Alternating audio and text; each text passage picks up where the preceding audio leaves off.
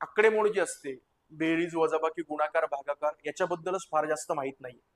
तिथून सुरुवात करायची की अगदी शाळेत असताना काही फार व्यवस्थित अभ्यास झालेला नाही आपला किंवा तसं लर्निंग प्रोसेस चांगली झालेली नाही, तर आपल्याला ह्या बेसिक गोष्टी कव्हर करायच्या.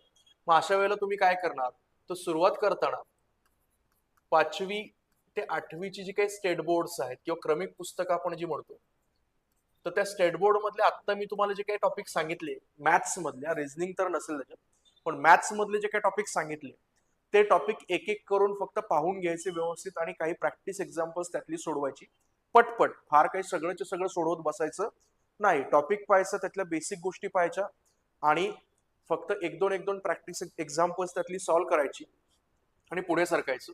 हे झालं की बेसिक मध्ये मग 5वीचं स्कॉलरशिपचं जे काही बुक आहे, जे महाराष्ट्र गव्हर्नमेंट किंवा महाराष्ट्र स्टेट बोर्डच आहे, ते सॉल्व्ह करा, ज्यामध्ये मग तुम्ही एमसीक्यू